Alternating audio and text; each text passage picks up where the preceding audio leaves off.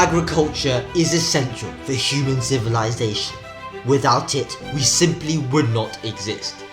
Yet, farming produces 24% of the world's global greenhouse gas emissions. So what do we do?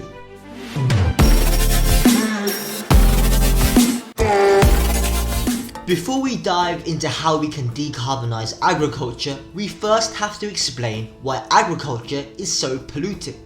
Both livestock and crop farming require large swathes of land, much of which is cleared via deforestation. Using chemical fertilizers also releases nitrous oxides into the atmosphere, and heavy machinery can be very polluting.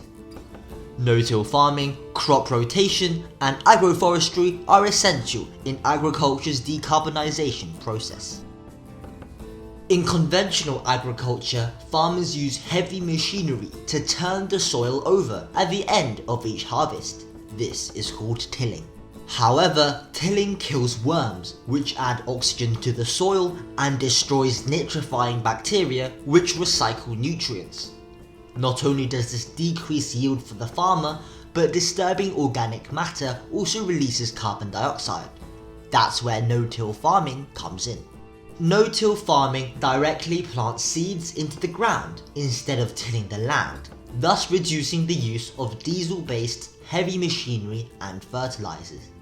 Studies show that this practice boosts agricultural output and increases the soil's carbon composition by 0.8% each year, therefore improving food security and mitigating climate change.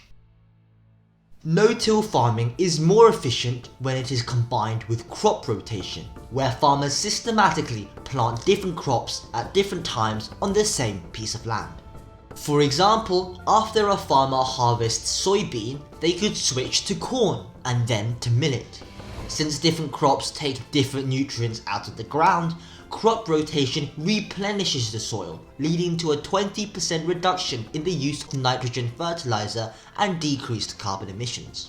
Moreover, alternating crops disrupts the life cycle of weeds and pests, reducing the use of insecticides and herbicides as less produce is damaged. This, in turn, maintains the ecological health of the local area by reducing bioaccumulation, which is the movement of chemicals up the food chain. Both no-till farming and crop rotation are vital in the decarbonization of agriculture, but more needs to be done. That's why agroforestry is so important. Most farms today are monoculture. They contain only one type of crop and have low levels of biodiversity. One solution to this is agroforestry, where farmers plant crops and trees together. Trees absorb carbon dioxide via photosynthesis, acting as carbon sinks, but they can also boost food production. Trees provide shade, reduce soil erosion, and supply farmers with fruit. Since trees also recycle nutrients and improve soil fertility, on average, agroforestry sites have yields 50% higher than conventional farms. If this is not a large enough incentive for farmers, governments could implement emission trading schemes, also known as cap-and-trade, to encourage agroforestry. If you want more detail on emission trading schemes and carbon credits, check out this video here. To summarize cap-and-trade in relation to farming, if corporations emit too much carbon dioxide, they will have to pay a hefty fine.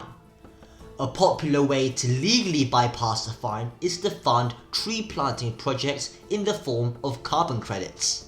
Since agroforestry involves crops and trees coming together, this would inevitably lead to an increase in agroforestry worldwide, helping sequester 1.85 gigatons of carbon dioxide annually by 2050.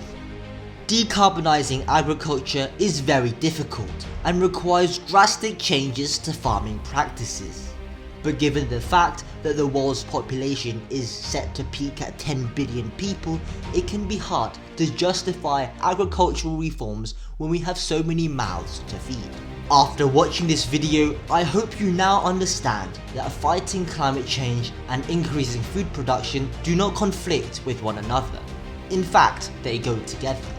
All we have to do now is to implement these changes at a global scale for a better, brighter and greener future. Thanks for watching and goodbye.